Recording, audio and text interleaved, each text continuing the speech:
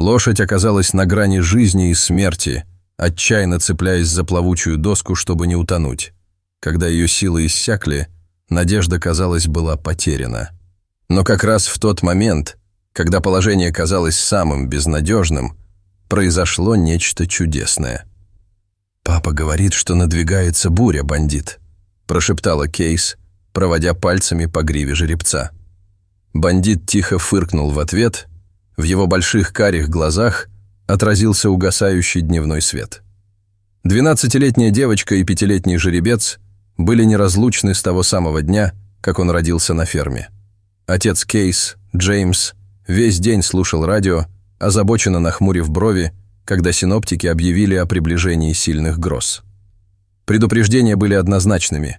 В низменных районах возможны наводнения, а их ферма находится прямо в опасной зоне. «Кейс!» — голос Джеймса разнесся по двору. «Нам нужно начинать собираться». Кейс кивнула и погладила бандита на прощание, прежде чем направиться к дому. Воздух был таким густым и тяжелым, что волосы у нее на затылке вставали дыбом. На горизонте нависли темные тучи, накатывающиеся как медленная, неудержимая волна. Джеймс уже был снаружи, собирал инструменты и закреплял разбросанные предметы по территории. «Нам нужно отвезти бандита в конюшню», — сказал он, взглянув на небо. «Похоже, шторм будет сильнее, чем мы думали». Кейс почувствовала, как в груди у нее сжимается комок беспокойства. Бандит всегда чувствовал себя неуютно во время грозы, и мысль о том, что он может испугаться, вызывала у нее тревогу. Но маленькая девочка мало что могла сделать. Вместе они отвели бандита в конюшню и плотно закрыли за собой двери. Ветер начал усиливаться, он свистел в кронах деревьев, словно предупреждая их о том, что должно было произойти. Пока они работали, Кейс заметила кое-что странное. Животные вели себя необычно тихо. Куры, обычно шумные и беспокойные в этот час, сбились в кучку в своем курятнике, безмолвные и неподвижные. Даже домашний пес Рокс забился в свою конуру, отказываясь выходить. Кейс вздрогнула, пытаясь избавиться от неприятного ощущения, ползущего по спине. «Папа, ты думаешь, все будет действительно плохо?» — спросила она, понизив голос почти до шепота. Джеймс замолчал, глядя на дочь со смесью решимости и беспокойства. «С нами все будет в порядке, Кейс. Мы и раньше переживали штормы. Нам просто нужно быть готовыми. Но когда упали первые капли дождя, стало ясно, что этот шторм был другим. Ветер завывал в кронах деревьев, подчиняя их своей воле, а небо потемнело до зловещего серого оттенка.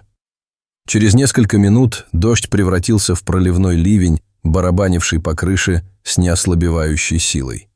Кейс и Джеймс поспешили внутрь, но Кейс не могла избавиться от ощущения, что происходит что-то ужасное. Внутри дома радио затрещало от помех, прежде чем раздался голос диктора, срочный и четкий. «Это экстренное погодное предупреждение. В нескольких районах поступило сообщение о внезапном наводнении, и жителям рекомендуется немедленно перебраться на возвышенность». Сердце Кейс бешено забилось, когда она выглянула в окно. Река, которая обычно была тихим, журчащим потоком, превратилась в ревущего зверя.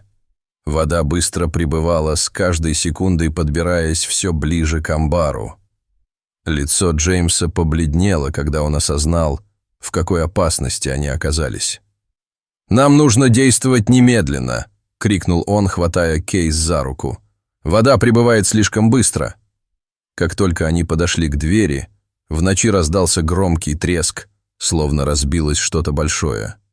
Глаза Кейс расширились от ужаса, когда она увидела, как старый дуб, стоявший рядом с амбаром, раскололся надвое, и его массивный ствол рухнул в сторону конюшни. «Нет!» — Кейс закричала, вырываясь из рук отца и бросаясь к сараю. Дерево рухнуло, загородив вход, но каким-то чудом не разрушило здание. Конюшня все еще стояла, но бандит оказался в ловушке внутри, и у него не было возможности выбраться из поднимающейся воды. Джеймс схватил Кейс, удерживая ее, пока она пыталась добраться до бандита. «Мы не можем туда попасть!» – прокричал он, перекрывая шум ветра. «Это слишком опасно!» Слезы текли по лицу Кейс, когда она смотрела, как вода поднимается вокруг конюшни. Испуганные крики бандита пронзили ночь, и она почувствовала себя совершенно беспомощной. Река, уже набухшая от ливня, начала выходить из берегов, и потоки мутной воды устремились к ферме. Джеймс огляделся по сторонам, оценивая быстро ухудшающуюся ситуацию. «Нам нужно немедленно отвезти животных на возвышенность!» – прокричал он, перекрывая рев бури. Настойчивость в его голосе не оставляла места для колебаний. Они бросились к загонам, где собрался скот, с широко раскрытыми от страха глазами. Вода быстро прибывала, затопляя лоуэр часть фермы, и с каждой секундой подбиралась все ближе. Джеймс и Кейс работали быстро, открывая ворота и загоняя животных вверх по склону за домом. Земля уже была скользкой от грязи, и каждый шаг был предательским. Как раз в тот момент, когда они уводили последнюю овцу в безопасное место, в воздухе раздался громкий треск. Кейс резко обернулась, ее сердце подпрыгнуло к горлу. Хлынувшая вода сорвала дверь конюшни с петель, и в суматохе бандит убежал, напуганный внезапным шумом. Сердце Кейс учащенно забилось, когда она увидела, как он галопом мчится прочь из безопасной конюшни. Его мощные ноги разбрызгивают воду. «Бандит! Нет!» – закричала она, но ее голос почти утонул в шуме бури. Но было уже слишком поздно. Обезумевший от страха бандит направлялся прямо к бушующей реке. Джеймс и Кейс бросились за ним, их ноги скользили по грязи, когда они бежали наперегонки со временем. Река, которая когда-то была мирным течением, теперь превратилась в бурлящую, смертоносную силу, и бандит направлялся прямо к ней. У Кейс перехватило дыхание, когда она увидела, как огромные волны обрушиваются на берега, поглощая все на своем пути. В отчаянной попытке дотянуться до него Джеймс схватил с земли длинный кусок веревки. «Кейс, мы должны загнать его в угол, пока он не подошел слишком близко к реке», – закричал он, в его глазах был виден страх. Они разделились, надеясь перехватить бандита до того, как он достигнет кромки воды. Но бандит, охваченный паникой и дезориентированный, не обращал внимания на их крики. Он бросился в реку, поднимая копытами воду, пытаясь плыть против сильного течения. Вид того, как он барахтался в воде, был для Кейс как удар ножом по сердцу. Она в ужасе наблюдала, как река уносит его прочь, а его тело кувыркается и бьется в мощной волне. Джеймс и Кейс бежали по берегу реки, не сводя глаз с бандита, который изо всех сил старался удержаться на плаву. На мгновение показалось, что он сможет переплыть на другой берег. Но затем, словно сама река отказалась отпускать его, огромная волна обрушилась на него, заталкивая под воду. Когда бандит вынырнул, он уже не плыл. Он цеплялся за большой обломок, сломанную деревянную доску, которую унесло течением. Сердце Кейс бешено заколотилось, когда она увидела, что бандит вцепился в доску и отчаянно дрыгает ногами, пытаясь удержать голову над водой. Вид ее любимого коня, борющегося за свою жизнь, наполнил ее смесью страха и решимости. Она не могла потерять его, только не так. «Папа, мы должны что-то сделать!» – закричала Кейс срывающимся от паники голосом. Джеймс уже разматывал веревку, его руки двигались с точностью человека, знающего, что права на ошибку нет. «Я собираюсь бросить ему это», – сказал он ровным голосом, несмотря на царивший хаос. «Но мне нужно, чтобы ты успокоила его». Кейс кивнула, не сводя глаз с бандита. Конь едва держался на ногах, его силы таяли с каждой секундой. Доска, хоть и была крепкой, не могла противостоять неумолимому течению, которое грозило утянуть его под воду в любой момент. Как только Джеймс приготовился бросить веревку, большая ветка дерева, вырванная с корнем потоком, полетела вниз по реке, направляясь прямо к бандиту. Кейс ахнула, опасаясь худшего, но в последнюю секунду ветка ударила по доске, подтолкнув ее ближе к берегу. «Сейчас, папа, брось его, сейчас!» Кейс кричала, ее голос густой от волнения. «Давай, папа!» Джеймс бросил веревку изо всех сил, и каким-то чудом она приземлилась прямо в пределах досягаемости. Кейс затаила дыхание, когда измученный жеребец заколебался, а затем, словно почувствовав их отчаяние, с неожиданной силой вцепился в веревку. Джеймс тянул изо всех сил. Мышцы его рук напряглись, когда он медленно, с трудом подтаскивал бандита ближе к берегу. Но как только бандит оказался в пределах досягаемости, доска под ним сдвинулась, подхваченная течением.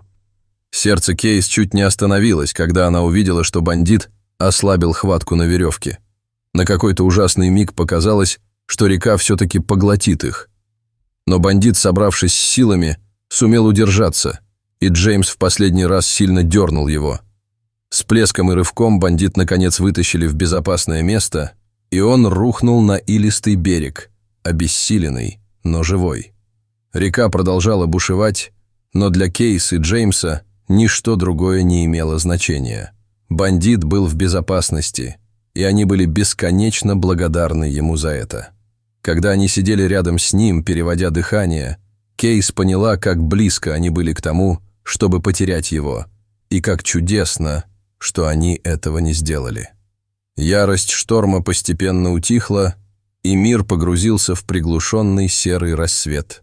Безжалостный ветер перешел в тихий шепот, а дождь, который когда-то был проливным, превратился в мелкую морось. В наступившей тишине река, которая теперь вздулась, но больше не бушевала, начала успокаиваться.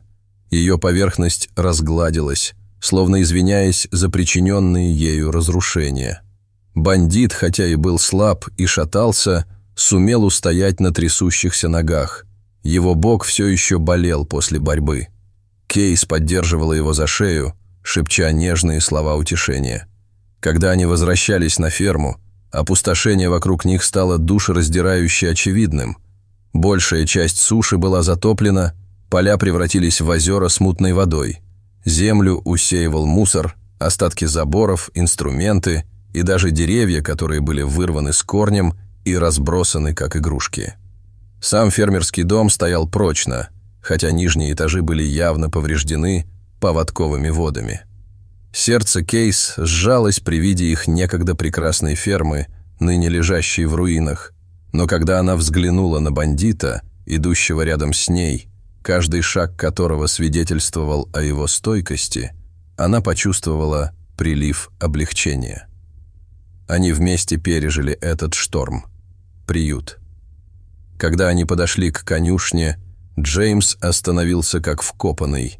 Его лицо побледнело, когда он увидел, что крыша частично обрушилась и обломки сыплются на некогда надежное укрытие.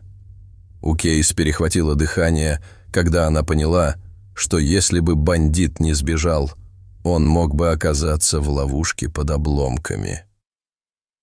«Нам повезло», — тихо сказал Джеймс. В его голосе звучало недоверие. «Если бы бандит не сбежал, он мог бы быть раздавлен». Кейс кивнула, осознавая, насколько близко они были к тому, чтобы потерять бандита. Они осторожно отвели бандита подальше от поврежденного строения, найдя временное укрытие под большим деревом, которое каким-то образом пережило бурю невредимым. Ближе к утру соседи начали выходить из своих домов, с мрачным видом осматривая ущерб. Новость о чудесном спасении бандита быстро распространилась, и вскоре Картрайты оказались в окружении друзей и соседей, которые пришли на помощь. Затем прибыла доктор Эмили Нортон, местный ветеринар. Она слышала о тяжелом положении бандита и настояла на том, чтобы приехать проведать его, несмотря на масштабный ущерб, нанесенный ее собственной затопленной клинике. Доктор Нортон, женщина немногословная, но обладающая огромным мастерством, была известна своим спокойным поведением, но даже она не смогла скрыть своего изумления, осматривая бандита. «Это лошадь, чудо», — пробормотала она, нежно проводя руками по шерсти бандита, проверяя, нет ли повреждений. Пережить что-то подобное, отделавшись всего несколькими царапинами и ушибами, говорит о его исключительной стойкости. Кейс с тревогой наблюдала, как доктор Нортон заканчивает осмотр, но ободряющая улыбка ветеринара принесла ей облегчение. Бандит был избит, но цел, ничего серьезного, кроме нескольких порезов и боли в мышцах. Доктор Нортон посоветовала отдохнуть и тщательно наблюдать за ним, но она была уверена, что бандит полностью поправится. Когда соседи общими усилиями начали разбирать завалы, Джеймс обнаружил маленький забытый металлический ящик, который был зарыт под обрушившейся конюшней. Он открыл его, обнаружив коллекцию старых фотографий и документов, напоминающих о его покойной жене, матери Кейс, которую они потеряли много лет назад. Открытие было неожиданным, оно стало острым напоминанием о прошлом и о связи с женщиной, по которой они оба очень скучают. Кейс опустилась на колени рядом с отцом, ее глаза наполнились слезами, когда она перебирала воспоминания, не затронутые наводнением. «Она как будто присматривает за нами», – прошептала Кейс, испытывая глубокое чувство утешения, несмотря на разруху вокруг них. Джеймс кивнул, его голос был полон эмоций. «Она всегда любила эту ферму и бандита. Она бы так гордилась вами сегодня». В конце дня на ферме все еще царил беспорядок, но настроение Картрайтов поднялось благодаря поддержке со стороны их общины. Земля восстановится, и они тоже. Когда солнце опустилось низко в небе, заливая теплым золотистым светом разбитый, но не тронутый пейзаж, Кейс стояла рядом с бандитом, и ее сердце переполняло благодарность. В первые дни после шторма на ферме Картрайтов кипела жизнь. Сообщество, воодушевленное новостью о чудесном выживании бандита, сплотилось вокруг Джеймса и Кейс. Соседи приносили инструменты, припасы и рабочих рук, чтобы помочь восстановить то, что было уничтожено наводнением. В воздухе витало чувство единства, коллективной решимости вернуть ферме былую славу. Кейс неустанно работала вместе со своим отцом и волонтерами. Ущерб был значительным, но благодаря многочисленной поддержке эта сложная задача казалась выполнимой. Сломанные заборы были починены, мусор убран, а поля, которые когда-то были заболочены, постепенно вернулись к своему естественному состоянию. Бандит, все еще приходивший в себя, стоял рядом, пока они работали, и его присутствие было приятным напоминанием о том, что они пережили и преодолели. Когда они начали восстанавливать конюшню, снимая остатки рухнувшей крыши, Джеймс обнаружил нечто неожиданное – потайной отсек в одной из старых балок. Внутри лежала маленькая потрепанная записная книжка. Листая ее, Джеймс понял, что это дневник его деда, в котором рассказывалось о первых днях существования фермы. В записях рассказывалось о трудностях, с которыми сталкивались предыдущие поколения, и о том, как они стойко переносили наводнения, засухи и другие невзгоды. Это открытие стало ярким напоминанием о том, что Картрайты всегда отличались стойкостью. Их ферма пережила не только шторм. Недели превратились в месяцы, и ферма снова начала процветать. На заболоченных и бесплодных полях теперь зеленела новая поросль. Сарай, перестроенный с помощью общины, стоял высокий и крепкий, готовый принять животных, которых благополучно вернули домой.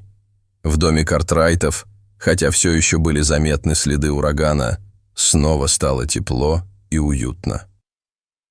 Затем, ясным осенним утром, по почте пришло письмо. Оно было от известной конноспортивной ассоциации, приглашавшей бандита и Кейс принять участие в местном параде в честь животных, проявивших исключительную храбрость. Приглашение было неожиданным, и Кейс почувствовала смесь волнения и нервозности. Она никогда не считала бандита кем-то иным, кроме как своим другом и компаньоном, но мысль о том, что его признают героем, наполняла ее гордостью. Джеймс убедил ее принять приглашение. «Бандит заслуживает этого», — сказал он, улыбаясь, — «как и ты». Наступил день парада, и маленький городок собрался в полном составе, чтобы отпраздновать это событие. Бандит, облаченный в простую, но элегантную уздечку, гордо шагал рядом с Кейс, которая держалась в седле со спокойной уверенностью. Когда они проезжали по улицам, приветственные крики толпы наполняли воздух, и Кейс не могла не почувствовать, что ее переполняют любовь и поддержка, которые их окружали. После парада Кейс и бандит вернулись на ферму, где их ждал сюрприз от Джеймса. Он расчистил новую дорожку через пастбище, ведущую к небольшому холму, с которого открывался вид на все поместье. Это было любимое место твоей матери, где она любила сидеть и любоваться закатом. «Я подумал, что это будет хорошее место для тебя и бандита», — тихо сказал Джеймс, и его глаза заблестели от волнения. Кейс, тронутая этим жестом, села верхом на бандита и повела его вверх по тропинке. Когда они поднялись на вершину холма, перед ними открылась вся красота фермы. Поля, амбар, дом — все это, казалось, светилось в угасающем свете, свидетельствуя обо всем, что они пережили и преодолели. Сидя на спине бандита, Кейс позволила своим мыслям вернуться к той ночи, шторму, наводнению, страху потерять его. Она вспомнила момент, когда казалось, что вся надежда потеряна, и вдруг, прямо у нее на глазах, произошло настоящее чудо. Бандит из последних сил цеплялся за доску, отказываясь сдаваться, и в этой решимости она стала свидетельницей чего-то необыкновенного. Когда солнце село, бросив последний золотой отблеск на пастбище, Кейс прошептала бандиту: «У нас получилось, не так ли?» Бандит дернул ушами, как будто понял ее слова, и нежно потерся носом о ее ногу. В этот мирный момент, когда ферма была восстановлена, а бандит был рядом, Кейс поняла, как близко она была к тому, чтобы потерять своего лучшего друга. Воспоминания о той ночи навсегда останутся с ней, но они больше не были источником страха. Напротив, это было напоминанием о силе, которую они нашли в себе и друг в друге. Спасибо, что присоединились к нам в этом эмоциональном путешествии. Мы хотели бы услышать ваши мысли об этой удивительной истории в комментариях ниже. Не забудьте поставить лайк и подписаться на канал, чтобы получать еще больше потрясающего контента.